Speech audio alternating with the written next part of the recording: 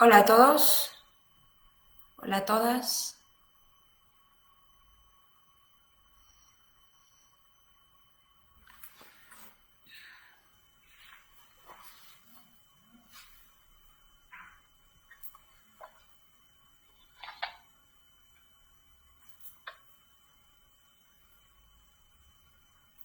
Vamos a dar unos minutitos para que se vayan conectando. Ya hay tres personas y hola, buenas tardes. Ok. Hola.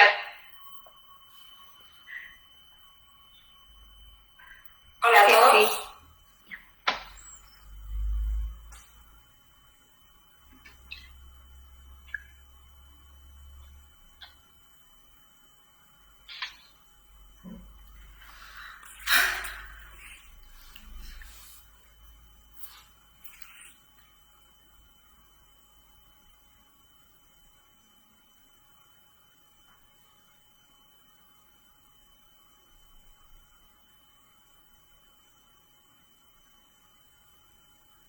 Listo, pues vamos a comenzar.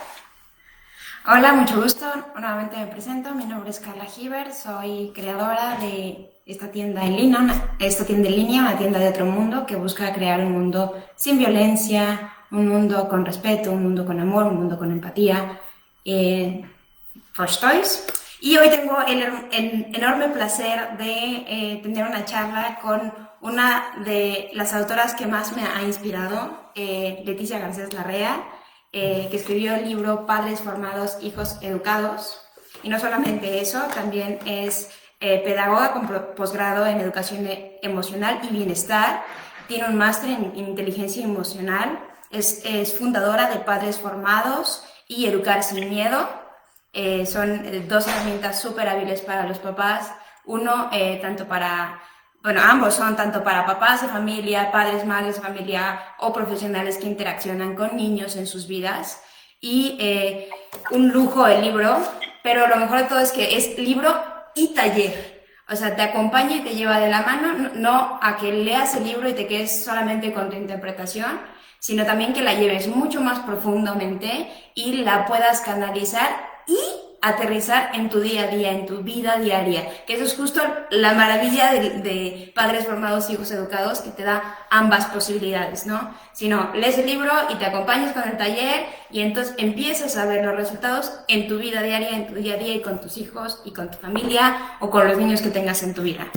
Es un libro realmente muy completo, desde neurociencias, educación, tratos, emociones, castigos, y no vistos desde el lado negativo, sino vistos desde el lado positivo, tratando de que sean un recurso para los papás, no satanizando como generalmente lo vemos en algunos libros de crianza, que satanizan como todo, y esto está mal, y te dejan así como ahorcado y atorado, y ahora qué hago, ¿no? Este libro no, este libro te da herramientas, guías, prácticas, para que tú puedas utilizarlas en el primer instante en el que empiezas a leerlo. La verdad es que es maravilloso, ¿verdad, Leticia? Qué bueno, buenas noches, buenas tardes a todas las personas que nos estáis escuchando. Carla, muchísimas gracias por la oportunidad de poder estar contigo en este momento, pues hablando de educación, de mi libro, de mi trabajo o de lo que nos apasiona a las dos, ¿verdad? Que es, bueno, pues dedicar el tiempo a lo que realmente queremos y es mejorar la vida de los papás y de las mamás para que a su vez puedan mejorar la vida de sus hijos, ¿verdad? Exacto. Entonces, no sé. Sí, perdón. Una de las partes que más bueno, me emociona del libro es justo acá en el prólogo, dice, este es un libro incluso para las familias equilibradas. Aquellas que creen que ya lo tienen como todo solucionado y que todo va fluyendo en su vida, este libro también te sirve, ¿sí? Este libro te sirve si estás perdido, si no tienes ni idea de qué estás haciendo y si ya tienes idea de lo que estás haciendo. Esa es justo la parte maravillosa de los libros de crianza que podemos a veces llegar a tener acceso. A veces creemos que ya lo sabemos todo, ¿no? Cuando este libro llegó a mis manos, yo creía que ya sabía todo de disciplina positiva, por ejemplo, ¿no? O ya sabía todo de neurociencias, ¿no? Pero siempre antes de empezar un libro me digo a mí misma, Carla, ¿no lo sabes todo? Y aquí hay algo valioso para ti, ¿no? Y cuando lo empecé a leer definitivamente encontré cosas hiper valiosas para mí y en especial el tema de las emociones. Yo soy una persona que tengo una limitación personal con el tema de las emociones. No solamente me cuesta trabajo leerlas en la gente, yo no puedo entender qué emociones están pasando por la lectura facial, ¿sí? Y no solo eso, no sé cómo reaccionar, ¿sí? Empieza la emoción, el desborde, y eso me pasa inclusive con mis hijos, ¿sabes? Porque empieza el desborde emocional y algo dentro de mí se paraliza. Y es como, ¿qué está pasando? No entiendo, ¿sabes? Sí, sí, te refieres también un poco a lo que el llanto de un niño o una niña puede llegar a generarnos, Exacto. ¿sí? Entonces, es importante, vamos a jugar con las palabras, ¿no? Es tan importante es atender como entender. ¿Qué sucede? Que generalmente las personas adultas necesitamos entender para atender. Y la propuesta que hacemos desde pues, la educación emocional, que tiene muchísimo respaldo científico, afortunadamente desde hace más de 30 años, es que no hay que entender para atender, primero hay que atender. Y luego ya veremos si entendemos. Y es más, a lo mejor la interpretación que hacemos es correcta, ¿no? Puedes pensar, no, es que este niño llora para llamar la atención. Bueno, pues a lo mejor no te equivocas, a lo mejor es cierto que llora para llamar la atención, pero porque ese sea el motivo real, vas a dejar de atender, ya has entendido, has hecho una interpretación correcta, llora porque necesita tu atención, ¿se la vas a negar para enseñarle algo? ¿Sí? Entonces, muchas veces necesitamos entender, pero casi es mejor no entender, porque aun cuando entendemos y acertamos y damos en la diana y estamos en lo correcto, luego a eso le damos una respuesta y a veces no es la respuesta que el niño o la niña necesita. Entonces, para, digamos que atender el llanto no hace falta entenderlo. Y aun cuando lo entiendes, cuidado con la interpretación que tú le haces, porque hay veces que funcionamos un poco de forma automatizada, estamos programados por una crianza que cada uno tiene personal y en base a esa crianza, por las experiencias que hemos tenido, actuamos. Entonces, si en mi memoria implícita, en mis recuerdos inconscientes, apenas hay respuestas empáticas del adulto hacia mi persona, si yo no sé que es que un adulto venga cuando estoy llorando, pero sí sé lo que es que venga el adulto y me increpe por llorar, me va a resultar muy difícil atender un llanto que sí estoy entendiendo como algo malo. Entonces, es mejor no entender, porque siempre ese conocimiento parte por una experiencia personal que en muchos casos tiene que ser filtrada, sanada, hay que poner cierta conciencia. Entonces, el llanto sí pone nervioso al adulto porque activa su amígdala y le pone en tensión. Eso es real, eso es así. Entonces, uno no puede decir, no, tengo que intentar no ponerme nervioso cuando mi hijo llora. No, no, sino que tienes que ser consciente qué tan nerviosa estás cuando tu hijo llora, porque eso que tú estás experimentando es lo que te va a impedir atender y es lo que te va a llevar a querer entender. Llora porque tiene hambre, porque tiene sueño, porque no le he cambiado, porque está aburrido, ¿por qué llora? Y cuando empieza el descarte, no, ya ha comido, ya ha dormido, no, ya le he cambiado, entonces, ¿por qué llora? No, igual no hace falta entenderlo, simplemente atenderlo, ¿no? Sería ahí un juego de palabras que nos puede ayudar un poco a hablar de este tema introductorio. Claro, y eso es cuando tenemos un bebé, ¿no? Que llora por todo y que su único canal de comunicación es el llanto, ¿no? Y luego esta otra parte, ¿no? De mis emociones, ¿no? Son unas, esto es definitivo, y las emociones de mi hijo se empiezan a convertir en otras. Por ejemplo, en un desborde emocional como esto que viene siendo un berrinche, que es algo normal dentro del cerebro de un niño menor de edad, ¿no? Que no sería normal en un adulto de mi edad, por ejemplo, ¿no? Y a veces vemos esta interacción del niño en posición de berrinche y el adulto que se conecta con esa emoción y empieza a hacer berrinche, ¿no? O... Sí, sí, entiendo. Aquí volveríamos a las palabras. Yo soy un amante del lenguaje o de las palabras porque me permiten situarme, ¿no? Cuando hablamos de normalidad, estamos etiquetando una conducta, una situación en base a una experiencia. Entonces, muchas veces esa experiencia nos va a llevar a decir esto no es normal, esto sí es normal. Entonces, en muchos adultos que viven, por ejemplo, síndrome burnout, síndrome de la persona quemada, ¿no? Por el trabajo, profesores, docentes, profesoras que se ven desbordados por una vocación que amaban y que ahora pues les está llevando al límite, ¿no? Es normal que una persona adulta que se supone que tiene que ser equilibrada, es normal que se desborde en más de una ocasión, sí, sí es normal. Entonces uno dice, no, pero no debería, porque para eso es un profesor, una profesora, no, para eso es una persona adulta. No, pero si es normal que se desborde, si carece de recursos emocionales, si la situación se le ha hecho grande porque no ha pedido ayuda a tiempo, que pedir ayuda también es un recurso emocional, ¿vale? Un recurso de educación emocional. Entonces, no es normal, no, sí es normal. Todo lo que sucede siempre es normal, porque decir lo contrario sería etiquetarlo, sería decir, mira, eso que le está pasando a ese niño por la edad que tiene no es normal. No es normal que llore así con la edad que tiene. Entonces tendríamos que decir, la edad es una orientación para entender una situación, pero si ha llegado a cierta edad sin recursos emocionales, sí es normal que actúe con violencia, sí es normal que reaccione de esa manera. Entonces cuando uno dice es o no es normal, siempre parte de un conocimiento propio o de una experiencia propia. Y ahí es donde lo que hacemos es dejar de empatizar. Entonces, es como cuando yo escucho a algunos papás o mamás desbordados que dicen, si no me haces caso mañana no venimos al parque, ¿no? Entonces, lo primero que pienso es, me encantaría mañana ver si estás o no estás en el parque para ver si has cumplido tu palabra, ¿no? Y segundo, pienso, ¿qué tan mal tienes que estar para usar un condicionamiento como ese, sabiendo que no lo vas a cumplir y aún así, en el momento, necesitar usarlo, ¿no? Entonces, más que juzgarte como bueno o mal padre, que sería la etiqueta y la interpretación que le damos, pienso, muy desbordado tienes que estar ante esa situación para recurrir a un condicionamiento cuando hay otras muchas maneras de conseguir que el niño o la niña colabore, y para empezar su colaboración siempre es el resultado de una autorregulación. Entonces, cuando un niño está autorregulado, colaborar para él es fácil. Entendemos que un niño o una niña, pues pongamos una edad, ¿no?, de 6 años para abajo, necesita al adulto para regularse. Claro. Y una vez que ya 6, 7, 8 años ya tiene una cierta madurez, simplemente va a poder autorregularse. Ahí es cuando deja de necesitar al adulto para regularse, porque ya sabe autorregularse, ¿no? Entonces, lo de normal o no normal a veces nos juega una mala pasada y además nos lleva también a un sentimiento de culpa, ¿no? Yo no debería de pensar esto, yo no debería de haber actuado así, yo no debería. Bien, tú no deberías, pero lo has hecho. Ahora te quedan dos caminos. Uno, agarrarte a la culpa y decir qué mala madre soy, ¿no? Y no tendría que haber tenido hijos, ¿no? Y hasta el día siguiente otra vez volver a caer en la misma piedra.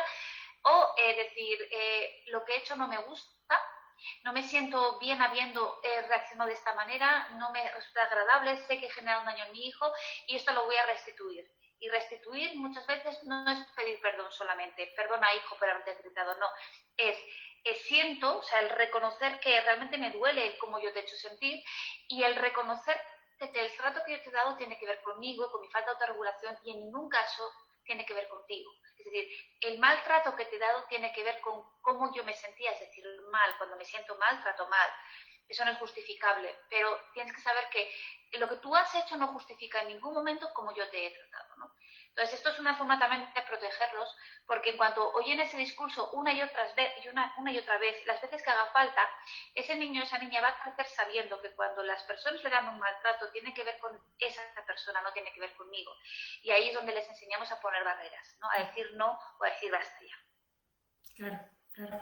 El libro está repleto de herramientas y de técnicas que podemos utilizar los padres todos los días. Está Apego de Naomi Albert, está Area, pones un sinfín de pasos a seguir, literal, paso 1, paso 2, paso 3, paso 4, paso 5, de cómo recuperarnos nosotros, los papás, de nuestros errores, de nuestras metidas de patas, de nuestros seres humanos normales, imperfectamente perfectos, exacto.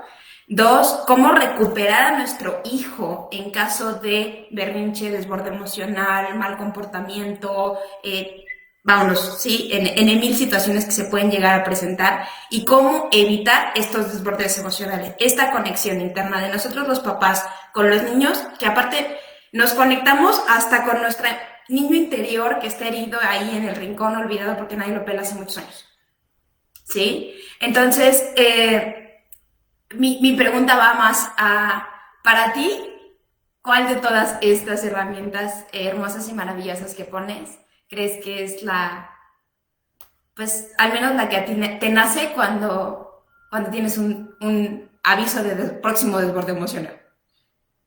Pues quizás sería para presencia, acompañamiento, repetición de actos y afecto, lo voy a explicar porque me parece muy Sí. interesante, pero antes quiero contextualizar un poco las personas que me conocen y que llevan años formándose conmigo, porque el proyecto ha cumplido ya 10 años, ¿no? Y en esos 10 años yo he crecido como profesional y he crecido como madre, ¿no? Mis hijos ya tienen casi 10, casi 14, y ahora pues son ellos los que me dan lecciones, ¿no?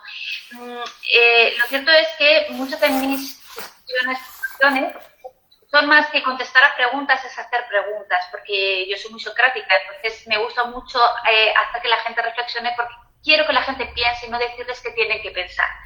Pero sí es cierto que en estos años, con todo lo que íbamos aprendiendo, tendría que estar recogido de alguna manera, tenía que tener un cierto orden, y yo sé que la gente eso lo ha agradecido, el haberme parado yo a escribir y a poner un poco de orden en todo lo que íbamos trabajando, porque una cosa es ayudar a que la gente piense, no decirles qué pensar, sino ayudar a que piensen y reflexionen, ¿vale? Y otra cosa también es tener un poco de estructura.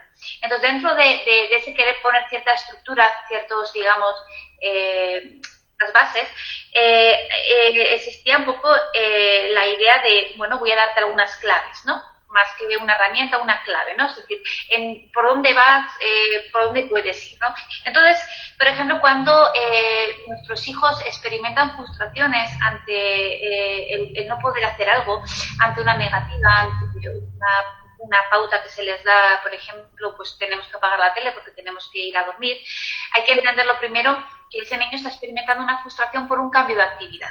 El niño no llora porque no quiere apagar la tele. El niño llora porque, o sea, el niño no es que llore porque no quiere ir a la cama, sino llora porque quiere seguir viendo tele, ¿no? Que es como la diferencia, ¿no? Entonces, ¿por qué llora el niño, no? ¿Porque no quiere ducharse? No, porque quiere seguir jugando. ¿Por qué llora el niño? ¿Porque no quiere recoger los juguetes? No, pues porque quiere terminar el puzzle. O sea, siempre hay un motivo por qué quiere seguir dilatando su momento placentero.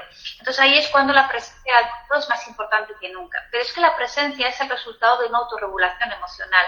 Entonces, estar presente junto a mi hijo cuando él está experimentando una emoción muy intensa como una frustración, es decirle, a mí el que tú llores me molesta, me desagrada, pero no me afecta hasta el punto de que yo necesite escapar de este lugar, ¿no? Sino que yo entiendo que tú estás experimentando una frustración, no necesitas más carga de lo que ya estás experimentando, tienes que recoger, eso no te agrada, yo te voy ayudando, o te voy dando tu tiempo, o te voy dejando que llores, te voy dando tu espacio, y mientras esto está sucediendo hay una presencia. La presencia puede ser más o menos cerca, es decir, puedo estar aquí contigo junto a ti, puedo estar aquí al lado, en la otra habitación, pero el niño tiene que experimentar que el hecho de que yo me esté frustrando, eso no implica el que el adulto me deje de expresar cariño, me deje de querer.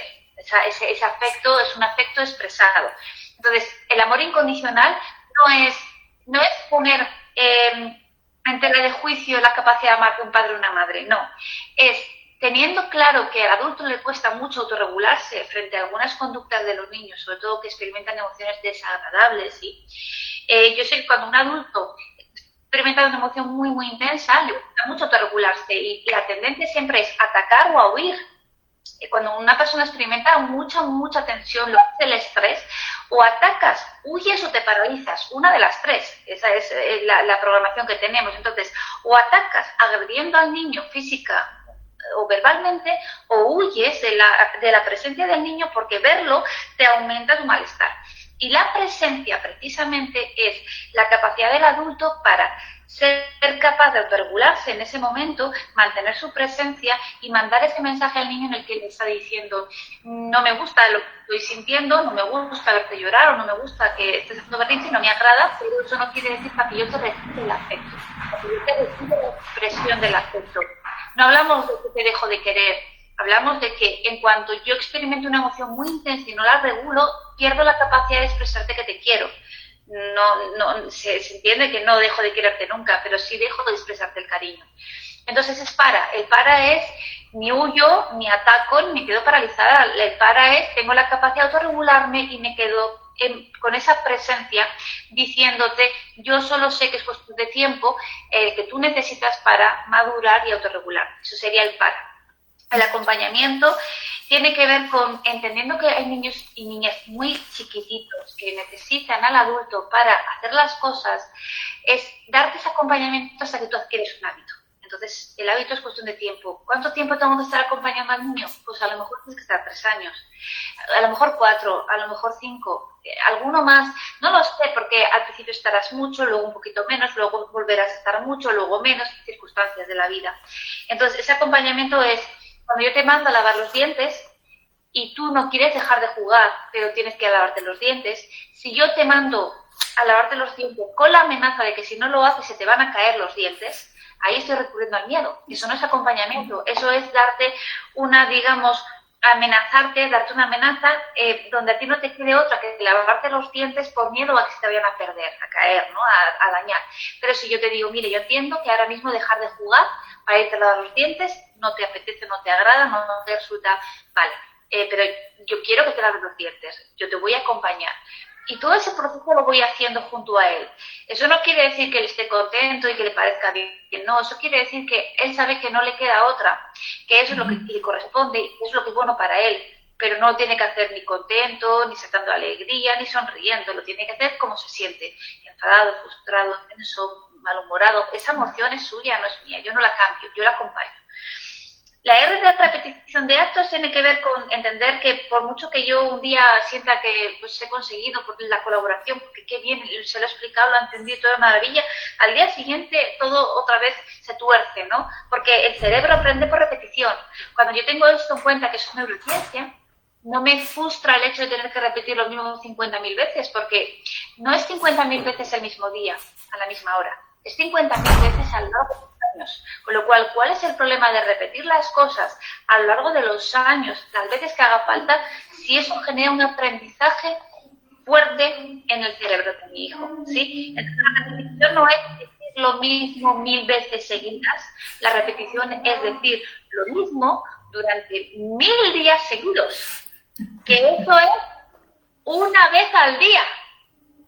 Una vez al día, acompañada, con presencia, es mucho mejor que 1000 veces el mismo día, sin acompañamiento y sin presencia. Y además, la diferencia es que el repetir a mí me desgasta y me acabo enfadando y ahí me retiro de afecto, que es la última letra del para, ¿no? Entonces, el para significa para, con presencia, acompaña, repite las veces que haga falta a lo largo del tiempo y el afecto no lo retires porque el amor es incondicional. Y ahí tendrías un resumen muy breve de lo que significa, ¿no? Sí, yo de hecho, acá en estas ideas raras que se me ocurren a veces, yo he estado tomando muchas terapias a lo largo de mi vida y en la última terapia que tomé, la terapeuta me dijo, Carla, tú te tienes que poner como mapas mentales en tu casa. O sea, tú te vas poniendo guías en tu casa de qué hacer y cómo hacerlo porque se te olvida, ¿no? Y dije, justo leyendo el libro empecé a subrayarlas y lo dije, bueno, pero ya tengo que poner. Mira, pongo las palabras, pongo la letra grandota, pongo la explicación al lado y lo voy poniendo por toda la casa como guías mentales. Porque, ¿qué pasa? Es muy padre leer el libro y está increíble y lo tienes súper bien. Y luego lo complementas con el curso y ya como que lo empiezas como que a bajar, a interiorizar, a permitir que sea lo que se te ocurre cuando estás en esos momentos de tensión, ¿no? Porque ese es un gran paso, de que lo leíste y tomaste el curso a que se te empiece a ocurrir como solución a tus problemas, es un gran paso que sigue, ¿sí? Y entonces poner estas frases, estas palabras, estos recordatorios como para la mente, como acuérdate que si apapachas es mejor que si regañas, ¿no? Si acompañas, si conectas, ¿no? Y ese tipo de cosas que podemos ir haciendo los papás para nutrir nuestra crianza y créanme que esto se va a reflejar rápido en el papá que no leyó el libro.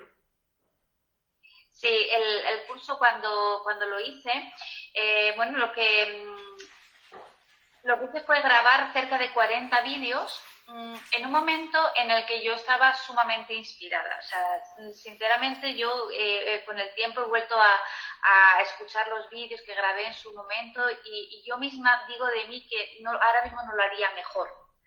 Porque los proyectos tienen una parte del corazón. Entonces, hay muchos proyectos que nacen en el corazón, les vamos dando una forma, ¿no? Y son en un momento dado, ¿no? Cuando los sacamos y luego, pues, tienen que ver con ese momento de inspiración y de motivación máxima, ¿no? Entonces, es verdad que el libro es muy, muy fácil de leer y de entender, porque yo no soy escritora, yo soy comunicadora, yo comunico. escribir bueno, pues me gusta porque de hecho es que escribo casi a diario para las redes sociales, para Instagram, que lo utilizamos de medio, de un recurso de sensibilización, y entonces escribo mucho, ¿no? Pero no es mi fuerte es la comunicación, hablar con el corazón y con las manos, ¿no? Soy muy expresiva, pero es verdad que pensé, este libro tiene mucho respaldo científico. Mi gran profesor Juan Carlos Pérez, que fue quien hizo el prólogo y quien me dio el visto bueno, ¿no? Que es el que comentabas antes de este libro, es para esta gente equilibrada, ¿no? Pues bueno, tiene ese respaldo científico, es muy fácil de leer, es muy sencillo, pero mueve emociones. Ha habido gente que me ha dicho con el corazón en la mano, dice, mira, yo lo he empezado a leer, es que lo he dejado porque esto no hacía más que moverme emociones y moverme emociones y moverme emociones. Y le digo, bueno, pues a ti te ha movido leyéndolo, lo mismo que me ha movido a mí escribiéndolo. Porque yo este libro lo escribí con mucha disciplina, porque tenía que también compaginar familia, hijos, trabajo, ¿no? y proyecto personal. Lo escribí durante más de un mes, madrugando todos los días de forma muy disciplinada, de tal a tal hora de la mañana, cuando en mi casa todo el mundo dormía y había un silencio tremendo, y nadie sabía que yo estaba ahí escribiendo un libro en un ordenador, sino que yo me levantaba, escribía y no pensaba, sino que solamente brotaba y brotaba y brotaba. Entonces es un libro que está escrito desde el corazón. Luego he tenido que tener apoyo para darle una forma y para también pues que esté bien hecho, ¿no? Pero es un libro de corazón. Por eso el curso son vídeos que yo he hecho exclusivamente para el libro, para poderlo explicar, ¿no? Y para poder acompañar a ese papá y esa mamá que lo está leyendo, que lo está entendiendo, pero que a la vez se está enfadando conmigo. ¿Cuánta gente se enfada conmigo porque yo entiendo que remuevo y dices, ¿por qué tienes que venir aquí a remover mi vida entera? Y digo, pues es porque te toca, porque el tsunami ahora te toca, es como una ola que viene, a mí ya me ha derribado, a mí ya me ha roto, ahora te toca a ti, ¿sí? Hay que romperse en la maternidad, hay que romperse para construirse. Claro, de eso se trata, ¿no? Yo creo que a mí no me pasa eso de que yo, al contrario, me siento muy identificada. A mí me pasa por completo todo lo contrario. Yo vengo de una crianza poco amable. Hacia ti. Vamos a decir poco amable, punto, ya. No debo decir más. Pero el punto es que yo cuando leo este tipo de libros, a mí me recuerda a mi niña que decía, bueno, es que, ¿por qué hacen esto? Es que tiene que estar mal, ¿no? Y alrededor el eco decía, no, está bien, eso está bien, así es como se educa un niño, ¿no? Y luego crezco ahí y me empiezo a encontrar estas joyas en mi vida, ¿no? Y digo, ¿verdad que no estaba yo tan loca? Claro, claro, claro. Sí, porque es como que te están hablando a ti, ¿no? Te empieza a resonar, ¿no? En tu interior. Sí, quizás por eso, porque este libro es muy sencillo de leer, de entender, que no tiene ninguna complicación y que mucha gente se identifica. Me refiero que cuando alguien se enfada es cuando uno entra en crisis, ¿no? Entonces a veces uno necesita que haya algún culpable en el camino, ¿no? ¿Quién me está produciendo este tsunami, ¿no? Entonces quizás fue ahí donde de escuchar a las personas y de estar en contacto con padres y con madres, ¿no? De continuo, nació la necesidad de escribir contenido para la campaña Educar Sin Miedo, ¿no? Que esto sí que lo pueden descargar, que este es el material de Educar Sin Miedo, este es un descargable que lo tienen en el curso becado, que sí lo podemos mostrar en el enlace. Es un curso becado donde explico 10 principios de parentalidad positiva, 10 porque hay muchos, y yo he elegido 10. Después de darme cuenta de que a lo largo de estos años y en distintas ciudades, pueblos, incluso países, porque he podido estar en tu país, en México, en Guadalajara y en Yucatán, y en Colombia también, en Bogotá y en Bucaramanga, y en pueblos o ciudades, me daba cuenta de que los padres preguntaban siempre lo mismo. Entonces yo decía, pero esta pregunta ya me la han hecho muchas veces, pero esta pregunta vuelve a salir, y esta inquietud me la vuelven a hacer. Algo pasa para que pasen los años, nazcan nuevas generaciones de padres y de madres y las preguntas sean las mismas. ¿Qué está pasando? ¿No? Que en México, que en un pueblo de Navarra, en España, preguntamos lo mismo. Entonces, para dar respuesta a esas preguntas que se repetían, que nacen con la maternidad y con la paternidad, porque sacamos el curso de parentalidad positiva, que es un curso becado desde Padres Formados para Educar Sin Miedo, un curso que puede hacer cualquier persona desde un ordenador, desde un móvil, conectado a internet, y es trabajar 10 principios de parentalidad positiva. Y eso sí que lo recomiendo. Ahora hay más de 800 personas, casi 850 personas de distintas partes del mundo que están realizando el curso, y me parece que es un recurso que está a vuestra disposición. Y la idea es darte la oportunidad de que reflexiones en tu parentalidad, si es positiva, si no lo es, qué tipo de estilo educativo está primando en tu vida, porque los padres asertivos, ahí lo explico, no nacemos, sino que nos hacemos, ¿sí?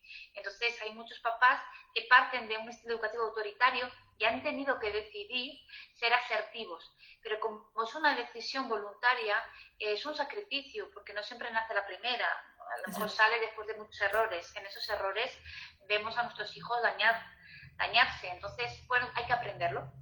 Entonces, eso sí que es un recurso también que está a disposición de las personas, que es la forma también de simplificar los conceptos de educación emocional o de parentalidad positiva, ¿no? Y insisto, hay que permitir que la gente piense, no decir que pensar, ¿no? Por eso no es lo que yo ofrezco tampoco son pautas concretas de qué hacer con tu hijo, ¿sí? Pero hay una cosa muy interesante, y es que ¿dónde veo yo que un padre o una madre tiene la oportunidad de cambiar para mejor, ¿vale? Cuando hay un cambio de pregunta. Los papás que empiezan nuevos suelen preguntarme, bueno, pero ¿qué puedo hacer yo para que mi hijo se porte bien? ¿Sí? Esa es como una pregunta súper inicial, ¿no? Y ahí es donde uno ve que todavía no hemos hecho reflexiones fundamentales y que están pendientes, ¿no?, de hacerse. Y el papá que ya ha hecho un recorrido, ha hecho un trabajo personal, ha leído, ha reflexionado y demás, pregunta, ¿qué puedo hacer yo conmigo, con mis emociones, cuando mi hijo está expresando una rabia, una frustración, tiene una rabieta, una berrinche? ¿Qué puedo hacer yo conmigo mientras él está experimentando algo tan intenso que yo no soy capaz de acompañarlo? Ese papá y mamá que se hace esa pregunta está en el mejor momento para despegar. A partir de ahí, su vida va a ser maravillosa, pero a costa de mucho llorar, muchas crisis personales, muchas dudas, muchas preguntas, mucho lidiar con la culpa, ¿sí? Y mucho preguntarse, que es de lo que se trata, hay que preguntarse, ¿no? Y esto, ¿por qué lo he hecho así? El otro día, en tantos comentarios que en redes sociales la gente me hace, ¿no? Me gustó una mamá que se sinceraba y decía, yo me he dado cuenta que como no me gusta cocinar, pero me veo lógicamente obligada a hacerlo porque tengo que atender a mis hijos, mi familia, pues cuando no les gusta una comida que yo hago, entonces a lo mejor me dicen, esto no me gusta o qué malo está, me imagino yo, ¿no? Pues su respuesta es, esto no es un restaurante, ¿no? Entonces, si no es un restaurante, te comes lo que hay, ¿no? Entonces, es buenísimo porque ella hizo una toma de conciencia de dónde salía ese comentario realmente airoso, agresivo, ¿no? O violento, o con ira, ¿no? Entonces, claro, salía de su frustración de tener que hacer diariamente una actividad que no le gustaba, entonces pues todo le supone un esfuerzo. Entonces, esa toma de conciencia es fundamental, ¿no? Ya no es, entonces, ¿qué le digo a mi hijo para que sea agradecido? Exacto. No, sé consciente desde dónde te estás dirigiendo a tu hijo. Ya no estamos hablando de que él es un desagradecido. Eso es el comportamiento que catalogamos como mal comportamiento, ¿no? No, sino que tú, por ese comportamiento, estás respondiendo de forma agresiva, ¿sí? ¿Y de dónde sale eso? Pues de una frustración personal, ¿no? El día que a lo mejor no tienes que cocinar, pues da igual que se queje, porque contigo no va. Claro. Ahí hay una toma de conciencia. Como, es que yo creo que algo que generalmente pasa es, a ver, a mí me dedicaron así, ¿no? X, haya sido como haya sido, buena o mala, lo que fue, ¿no? Lo que tocó, pues. Y aprendí esto, ¿no? Y luego llega mi hijo, ¿no? Con toda esta carga emocional que llega, porque llegan con una carga emocional brutal y una carga de hormonas bien bonita y padrísima. Y entonces empiezas como a crear tu propia, bueno, yo empecé a crear mi propia crianza con mis hijos, ¿no? Yo sin las hormonas porque mi primer bebé es por adopción, ¿no? Pero de todos modos empiezas a crear esta nueva forma de criar y todo el mundo habla alrededor, ¿no? Entonces es como el bullicio que escuchas acá alrededor Yo me acuerdo mucho de esta, hay un cuento que aquí en México muy famoso de una ranita que es sorda, ¿no? Y vive en una cubeta, ¿no? Y la ranita saltaba todos los días tratando de salir de la cubeta, ¿no? Y todos los días todos le decían, no, no lo intentes, nadie lo ha logrado, nadie lo ha hecho, tú no lo hagas. Pero como la rana era sorda, ella lo intentaba todas las mañanas, se levantaba a saltar y a saltar y a saltar y a saltar, ¿no? Hasta que un día salta y se sale. Y es bien sencillo, nunca escucho este bullicio de esta gente que trata de permear o que permanezca estos estilos de crianza y está basado solo en su herida, en lo que le duele.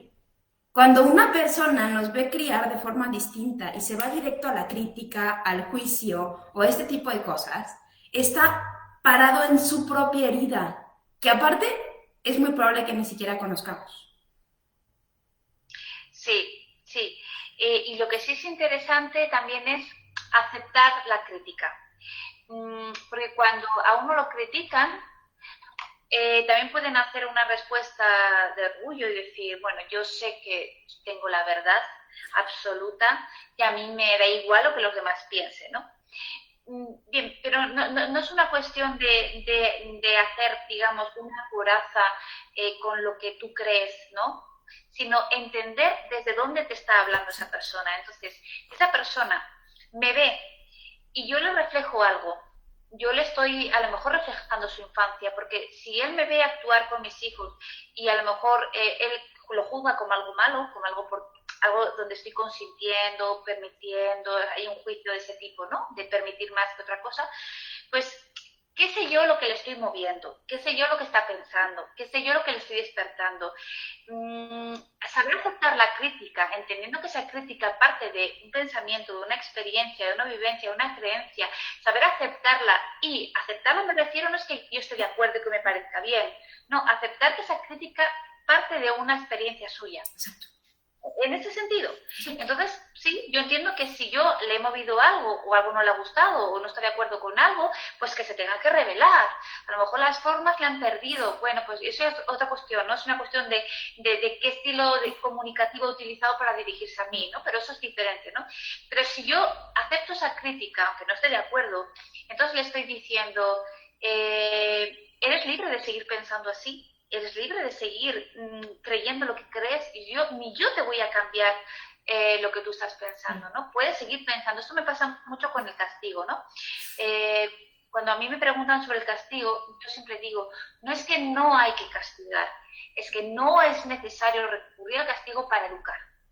Tú puedes castigar y nadie te va a decir lo contrario, ¿vale? Hablamos de un castigo no físico, ¿vale? Un castigo simplemente de retirar algo que al niño le gusta con la intención de que aprenda algo, ¿no? Bien, si tú realmente crees que retirando algo va a aprender algo y crees eso, entonces pues, tendrás que castigar porque realmente tú tienes esa creencia y yo no te voy a decir lo contrario. ¿Vale? Otra cosa es, vamos a analizar las maneras, las formas, esto y lo otro, porque hay veces que castigamos desde la violencia, gritando, generando miedo, entonces no solamente no va a aprender nada, sino que encima la relación se va a dañar. La cuestión es que si tú quieres que él aprenda algo, quieres educar y quieres realmente hacerlo de forma positiva, la pregunta que te tienes que hacer es si para educar de forma positiva necesitas el castigo. Entonces, no es que no puedas castigar, ¿no? Si castigar nadie te lo va a prohibir, solamente está prohibido el castigo físico y no en todos los países, porque yo creo que en México todavía no está prohibido. Ya, ayer, antier, el Senado acaba de aprobar la ley anti-castigo físico. Solamente estamos protegiendo el cuerpo físico del ser humano, pero es suficiente, sí. Vale, yo sabía que estaba el tema muy pendiente. O sea, ¿hace 2 días? Hace 2 días, sí, 2 días. Pues estamos estrenándole. Que lo que es justo yo lo que le digo mucho a la gente ahorita, porque todo el mundo me empieza a decir, es que ya viste los comentarios, es que ya viste cómo comentan. Aquí México es pro violencia, la verdad, sí hay que ser bien honestos. Y sí, efectivamente los comentarios están fuertes, ¿sí? La gente se siente ofendida de que les están prohibiendo golpear a sus hijos. La gente está reaccionando con estas reacciones que yo te decía de mucho ruido, ¿sí?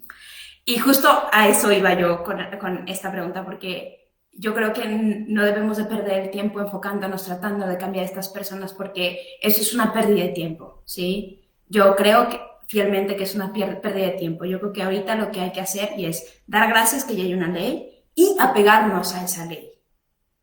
¿Sí? Sí, sí. Y para mí algo bien importante es lo que te decía de, pues quizás a veces la arrogancia o el orgullo en el que a veces nos sumamos por pensar que tú estás en lo cierto y los demás están equivocados, ¿no? Bueno, que es de la misma manera con la que te miran otras personas, ¿no? Que creen que están en lo cierto y que tú estás equivocada, ¿no? Pero cuando tú aprendes a mirar al otro o a la otra con cierta compasión, de decir, o respeto quizás, ¿no? De decir, es que no puedo pedirte que pienses de otra manera porque estás defendiendo también una idea. Me explico. Si ese adulto ha sido un niño o una niña, ha sido educado a través del castigo físico y ha entendido el amor de sus padres a través del castigo físico, le resulta muy difícil aceptar la idea de que el castigo físico es violencia, porque entonces tiene que reconocer la idea de que él ha sido un niño o una niña violenta.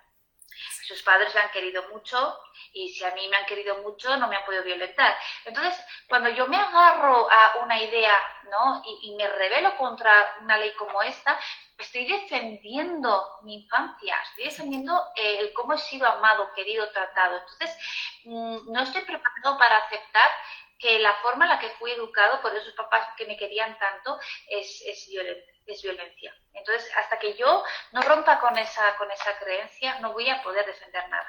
Claro. ¿Sí? Entonces también hay que entender eso, es que es lo que estamos hablando, ¿no?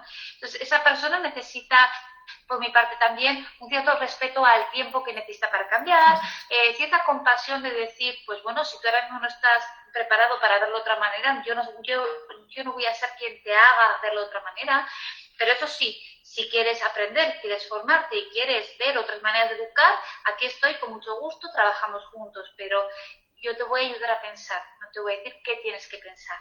¿Sí? Exacto. Porque esas que te agarran a esas ideas es porque les han dicho qué pensar, que es justo lo contrario que yo defiendo. Si a mí me han dicho qué pensar, yo ahora no puedo dejar de pensar una cosa y pensar otra, porque a mí me han dicho cómo tengo que ser, cómo tengo que pensar, qué valores tengo que tener. Si me han grabado a fuego que educar es usar la vara, porque algunos lo defienden porque lo dice la Biblia, lo defienden porque así es como lo han entendido, que a mí me digas que ahora no puedo utilizar la vara para educar, entiendo que entonces ya no puedo educar.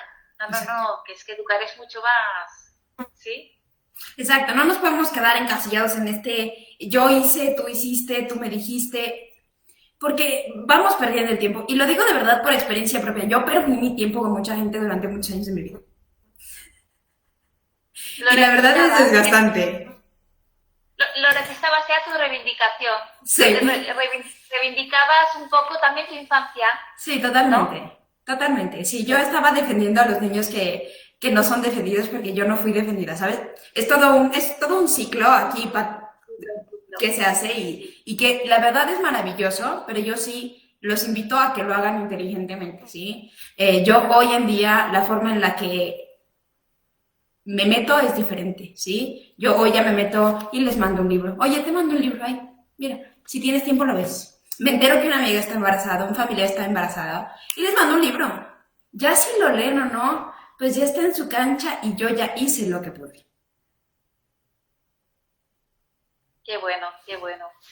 Sí, y ahí es cuando les digo, de verdad, hay libros maravillosos como como el de Cero Golpes que tuvimos a Gaudencio la semana pasada, muchísimos más libros que pueden ustedes encontrar y buscar, porque de eso se trata. Yo creo que la crianza es algo que se entrena, es algo que no sabemos hacer realmente y lo que aprendimos pues no siempre es la mejor opción o la única opción que existe para criar, ¿no? Es verdad, sí. Estamos programados para criar, para cuidar, para proteger a las crías. Eso está en nuestra programación y por eso cuando nuestros hijos tienen hambre les atendemos, tienen frío les abrigamos y como cuidadoras y cuidadores somos muy buenos porque eso sabemos hacerlo, no nos lo tienen que enseñar. Pero no estamos programados para educar. De hecho, yo tengo un tío que me decía que él cuando fue padre, estamos hablando pues de 40 años atrás, cuando fue padre no sabía que existía el concepto de educar. O sea, como concepto, decir que eso fuera algo que él tenía que hacer como padre, pues no entraba en su cabeza, ¿sí? Es decir, él, pues sí, como padre, pues iba a atender a sus hijos, cuidarlos, darles lo que necesitaban, pero lo de educar, ¿qué era eso de educar, no? Hasta que se compró algún que otro libro y entonces fue como entendiendo en qué consistía educar, que aparte del ejemplo que les podamos dar, pues también es darles como poner en el camino pues una serie de límites para de alguna manera decirles por dónde no quiero que te salgas para que te vaya bien y una serie de luces, ¿no? Para que por aquí vas bien, ¿no? Al final educar es más que condicionar o que manipular o que adoctrinar, ¿no? Al final educar, estamos hablando que es guiar, dirigir, disciplinar también con amor y con firmeza, ¿no? Es decirle, hay que sacar lo mejor de ti, porque educar es extraer lo mejor de la persona y yo te voy a ayudar a que eso salga a la luz, ¿no? No es tanto, es prender un fuego, ¿no? Y hacer que esa llama crezca, ¿no? A lo largo de los años, ¿no? Es un mundo apasionante. Exacto. Y bueno, ya con esto daríamos medio por terminada la plática, que sería como el último tema. Hay mucho rollo con el tema del no, ¿no? Yo por todos lados veo, es que no le digas que no a tu hijo. Yo digo, espérate, o sea, está bien que no lo digas diario 157 veces al día, ¿no? Pero que no lo digas para nada, a mí se me hace peligroso, ¿no? Se me hace riesgoso porque le estás enseñando a un niño a no saber cuándo decir que no. Y un niño tiene que saber decir que no, ¿sí? Porque cuando alguien le haga daño, le tiene que poder decir no. Si yo como mamá, si mi esposo como su papá, nunca les dicen que no, imagínate, yo me imagino un niño que nace y nunca le dicen que no para nada, pues nunca va a conocer la palabra no, ¿sí? Sí.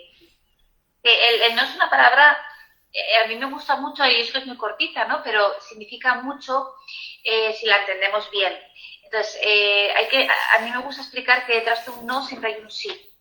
Entonces, cuando yo me dirijo a mi hijo, generalmente me dirijo con el no en primer lugar. ¿Qué tal si hablamos también del sí? Por ejemplo, en lugar de decir no hagas, ¿vale? O imagínate que el niño está llorando porque quiere seguir jugando, ¿no? Entonces, detrás de un hay una necesidad, hay un sí que tiene que ser atendida, tiene que ser escuchada, ¿no? Entonces, entiendo que tú no quieres irte a la ducha porque lo que sí quieres es seguir jugando, ¿sí? Entonces, generalmente es, si no vas a la ducha, entonces hay una consecuencia negativa que te voy a tener que aplicar para que tú aprendas que tienes que ir a la ducha, ¿vale? ¿Qué tal si en lugar de generar un conflicto alrededor del no, validamos el sí y le damos un lugar y entonces le damos un valor también al no? Es decir, entiendo que tú no quieres ir a la ducha porque lo que sí quieres es seguir jugando y ahora mismo estás teniendo una lucha personal, estás experimentando frustración, no sabes cómo gestionar lo que estás sintiendo, porque eso es lo que realmente te está pasando. No que no quieras ducharte, ¿vale? Sino que quiere seguir jugando, ¿no? Entonces, incluso al revés, cuando el niño quiere algo, ¿no? Por ejemplo, quiere subirse a la mesa, ¿no? Y entonces el adulto le dice, no, bájate, ¿no? Entonces, ¿qué pasa? Que realmente el niño lo que quiere es a lo mejor ver desde las alturas, experimentar, subir, bajar. Entonces, eso es lo que hay que cubrir. No tanto el no y generar un conflicto alrededor del no y si no me haces caso te doy una nalgada, ¿no? Y generar un conflicto con el no. Sino que el problema no es que no me hagas caso o que me desobedezcas, ¿no? El problema es que tú ahora mismo lo que quieres es experimentar y eso tiene que ser atendido, ¿no? Otra cosa, si yo en ese momento realmente puedo atenderlo o no, si me viene bien, si me viene mal, eso ya es una cuestión mía. Pero es que hay muchos nos que decimos y que nos dicen, pero que realmente detrás hay un sí, claro. Hay un sí que tiene que ser atendido, ¿no? Entonces, bueno, a mí me parece que el no es importante porque también lo que decías de marcar los límites hacia otras personas es buenísimo.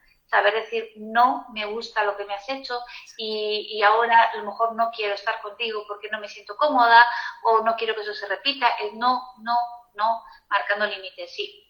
Por ejemplo, el otro día, ahorita que dijiste, no me hagas eso porque no me gusta, me acordé, pero clarísimo, en la semana, hace 2 o 3 semanas, durante la semana, mi hijo Franco me pegó sin querer, ¿no? Y entonces, ouch, mami, ¿te sobó? Sí, me sobó. Y le dije, ay, me dolió, ten cuidado, ¿no? Y luego, al día siguiente, se mete a bañar con su papá, el papá sin querer le roza el pene, y él voltea y le dice, no, porque no me gusta. Claro. Pero yo se lo tuve que enseñar. Si yo nunca hubiera díchole, eso no porque no me gusta, él nunca se hubiese sentido con el valor de ir con su papá a decirle, no, porque eso no me gusta. Sí, sí, sí, está muy bien porque es aprender algo tan básico como reivindicar cómo quiero ser tratada, aprenderlo en la normalidad. Exacto. O sea, que sea algo normal. Es que lo normal en mi casa es que yo hablo de lo que no me gusta que tú me hagas y tú también me dices a mí lo que no te gusta. Entonces, como eso es lo normal, entonces lo normal es que eso se extienda a otras relaciones. Pero cuando no es normal en el círculo familiar, ¿cómo voy a decir yo a una pareja, una compañera, una amiga, una persona que esté por encima de mí, cómo le voy a decir que no me gusta lo que me ha hecho, ¿no? Si eso no es normal, claro. ¿no? Y también claro. ser súper conscientes de que todos los noes de los niños que tienen que ver con relaciones afectivas hacia otras personas tienen que ser no solamente validados, sino acompañados. O sea, yo como mamá, yo como papá, mi responsabilidad es que si mi hijo dice no, yo estoy atrás de él apoyando ese no. Sí, yo no puedo voltear y decirle, no, ándale, es tu abuelita. Sí, te refieres, entiendo, a cuando tienen que dar un beso para saludar, Exacto, ¿verdad? exacto. Hay veces que se malinterpreta el que un niño no dé un beso, se malinterpreta con que el niño es un mal educado, ¿no? Exacto. Entonces, igual aquí hay que entender que una cosa es la habilidad social de saludar, y hay muchas formas de saludar, con la mano, con la mirada, con un hola, con un gesto, ¿no? Y con un beso también, si lo elijo, pero el beso está dentro de una serie de formas de saludar. Y otra cosa es que se entienda que porque no doy un beso, no estoy saludando. No, no doy un beso, pero he dicho hola, he dado la mano, y el beso es algo que va a surgir si paso tiempo con esa persona, si me estoy vinculando y realmente me nace tener un contacto físico con esa persona, y generalmente es al rato.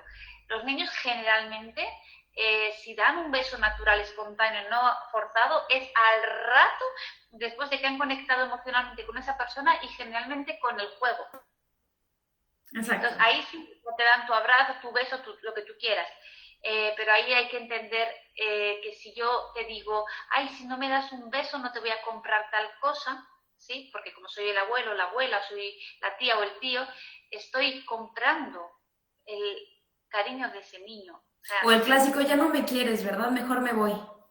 Manipulación total, sí, no. ¿Cómo que no me quieres? No, pues normalizarlo.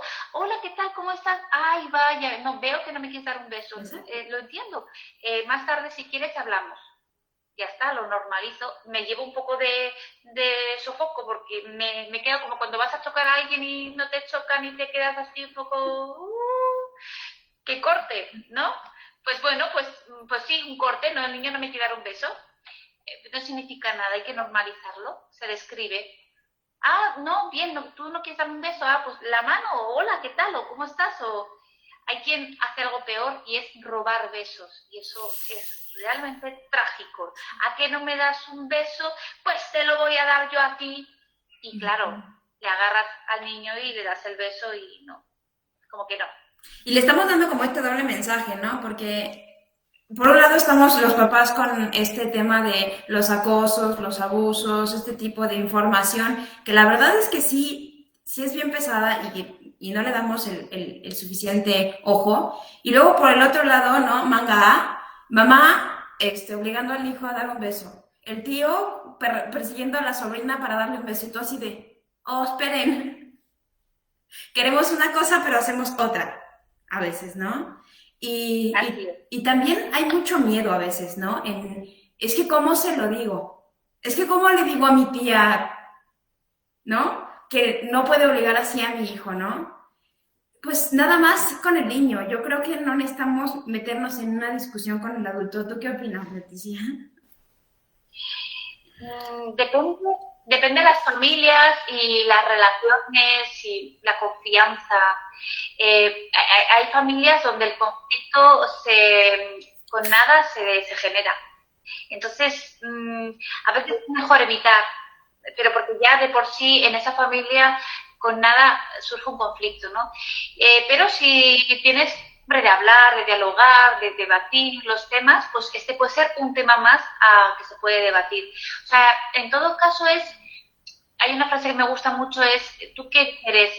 O sea, tener la razón o ser feliz, ¿no? Exacto. Yo casi que apostaría por ser feliz y que tenga la razón otro, ¿no?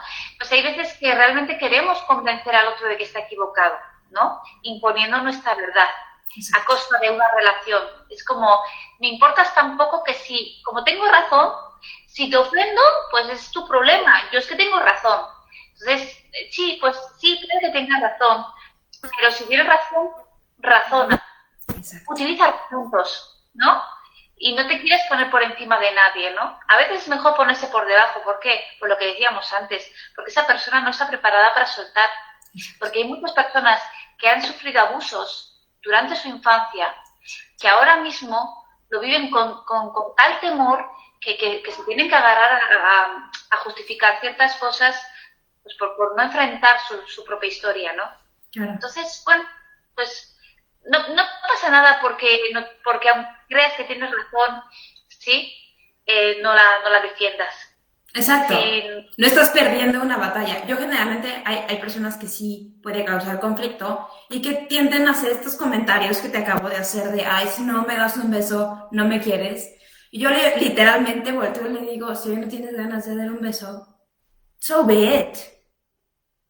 Y si no le parece a la otra persona, ya yo luego lo veo. Y ya luego lo veo aparte y en paz para que mis hijos no tienen... No, es que yo sí voy por la vida diciendo, yo no quiero que mis hijos vean algo que no es normal, ¿sí? Y si ellos dicen no, yo ya estoy atrás de ellos diciendo, dijo no, dijo no. Y si dice sí, también, ¿no? Y a veces cuando dice sí y yo no quiero, ¿no? Porque también ya me ha pasado, sí es así como de, pues dijo sí. No. Sí, y dentro de algo que puedes permitir, porque tú tienes muy claro que si tu hijo corre riesgo o que tú estás ahí para marcar los límites, entonces siempre dentro de ese sí y ese no, siempre dentro de algo que es pues viable y de algo controlable, pues sí, ¿por qué no? Es como me dicen, sé que es ser permisivo, ¿no? Ser permisivo es dejar que tu hijo se vente una ventana. Pues no, yo creo que es ser negligente y tener pocas capacidades mentales para entender que si eso pasa, tu hijo se mata, ¿no? O sea, ¿no? Ser permisivo es más como esto, decirle que sí a todo. Y, bueno, eso nunca sucede. Yo no conozco una persona que le hayan dicho que sí a todo. Tengo todas las ganas de conocerla para ver qué clase de ser humano es. Sí, pues generalmente los que vienen de estilos educativos autoritarios, como un péndulo, se van a estilos educativos permisivos. Sí. Claro, pero es porque huyen de un estilo y al no poder mantenerse en un término medio, se van hacia el otro, porque es, yo no quiero ser eso, pero cuando la persona está en modo consciente, quizás es más permisiva que autoritaria, pero cuando se desborda la situación, acaba siendo autoritaria, porque es lo que ha conocido. Sí, y al hilo del ejemplo que ponías tú es muy bueno, pero todo depende de a qué altura se tira el niño. Porque si se tira a altura de un primero y lo que está haciendo realmente no tiene ningún riesgo, eso más que ser permisivo, ¿vale? Podría ser considerado incluso permitido, ¿sabes? Exacto. Porque le va a generar una serie de aprendizajes y demás. Claro, otra cosa es si vives en un octavo. Entonces, claro, al final los ejemplos hay que adaptarlos porque dices, depende del riesgo, Exacto. ¿no? De lo que puedo perder, de lo que puedo ganar, hay que analizar la situación. Por eso hay que pensar en reflexionar, ¿no? La R de reflexionar, la R de respeto y la R de restitución de vínculos. Para mí son 3 R's fabulosas. Reflexionar, repensar, reflexionar, restituir vínculos y respeto, ¿no? 3 R's fabulosas. Bueno, Carla, ¿cuántos libros te quedan? Tengo alrededor de 60 libros. 61. ¡Wow! Esos son los libros que hay en México. Esos son los que quedan en México, sí. En lo que son... mandamos ser más o traemos más, pero sí. Cuando te quedes sin libros, bueno, pues esos son los libros que hay en México y que los pueden conseguir contigo. Exactamente, ya sea en la tienda en línea www.fostoys.com, inclusive aquí en Facebook, mandándonos un inbox. También los pueden adquirir con Leticia Garcés en su página Padres Formados, Educar Sin Miedo, y también se les manda directamente aquí con nosotros. El chiste de esta plática justamente es que vean el universo que hay dentro de este libro, porque no es un libro cualquiera que te va a decir es que no le pegues a tus hijos porque los vas a dañar eternamente y ya valiste, que eso, bye, y entonces tú ya le pegaste a tus hijos, cierras el libro y dices, ya valió, bye. No, no, ¿sí? Te dice, lo has hecho bien, qué bueno, lo has hecho mal, qué bueno también, bienvenido a aprender a hacerlo mejor. Sí, qué bueno. Sí, porque al final también parto de mi propia experiencia como madre.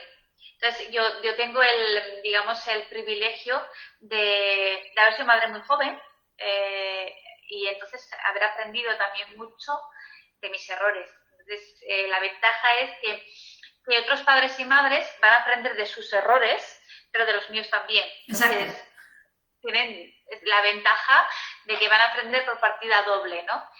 Entonces, bueno, pues sí, hay mucho corazón en ese libro y para que lo puedas tener tú en México y que lo puedas distribuir, porque además tú eres una mamá que lo habías adquirido, sí. Lo habías leído, sí. Y además pues me brindaste la oportunidad de poderlo distribuir, pues porque te parecía un libro interesante y tú lo podías distribuir. Así que para mí, que es como un hijo más, el que esté en tus manos, pues bueno, me siento muy, muy halagada, no sé, muy agradecida. Es mutuo. Muchísimas gracias, Leticia. Gracias por estar con nosotros. Yo lo único que les digo, yo soy mamá de dos. Leticia es mamá de dos también, ¿verdad? Y lo único que les decimos, y yo lo comparto, es no dejes de educarte, no dejes de formarte como papá todos los días, porque cuando tú eres un padre formado, inevitablemente tienes hijos educados. Así de sencillo. Así de simple y así de cierto. Muy bien, pues os mando un fuerte abrazo y preguntas, dudas, comentarios, pues nos los vais dejando. Exacto. Y contestar con mucho gusto. Un abrazo. Que tengas muy bonita noche y que descanses. Bueno, bye. Bye bye.